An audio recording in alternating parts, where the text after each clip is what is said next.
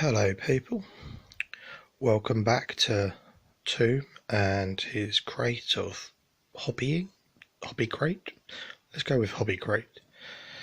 Today, or now, I'm just doing a short video on doing some custom bases for some models that I will be doing a video on in a short while or two.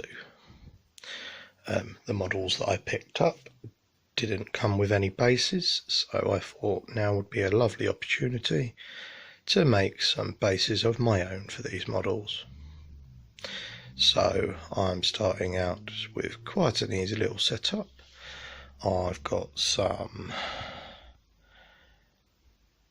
brick textures, when I can say the words, some brick texture walls that I have made using a silicone mould. English is not my strong suit today. And I'm going to be trimming them down to a better size, removing the gaps as such and all the bits to join them together. And then I'm going to be mounting them on some mounting card, to strengthen them a little bit. These walls were made with a filler, which, while very easy to work with and very cheap, does not add to a strong connection basically. So I'm going to be mounting them on some card and then trimming them down a little bit so that they look a bit nicer and a bit more neat. But these are ones I prepared earlier, so from that I'm going to trim them, measure them for size on the card, and then I will show you the next step.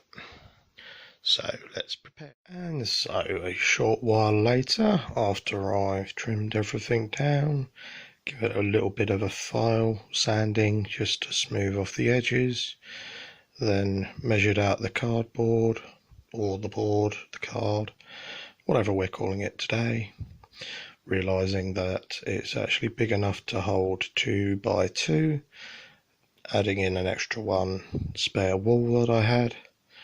So for now, that's it. The next part will be gluing them together and then trimming down the edges. So that will be my next part. I'm going to glue them down using the good old super glue. Tempted to use PVA, but I don't know how well these two will hold together under PVA. So for now, I'm just going to super glue it down to give the best results.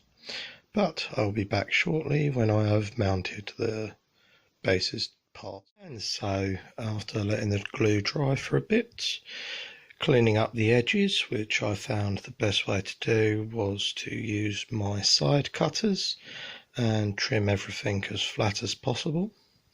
Then just go over it with a quick file just to smooth everything out.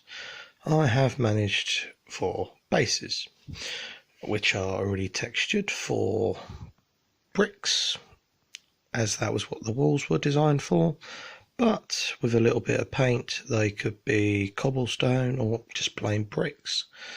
So from there I now have 4 new bases, and then coming very shortly I shall be attaching the models to the brick bases, so it adds to the effect while tying in a unit all together. So thank you for watching. This has been Tomb building some custom bases for some models that he may or may not have purchased without bases. Let's not get into that. But thank you for watching, and I'll see you in the next video.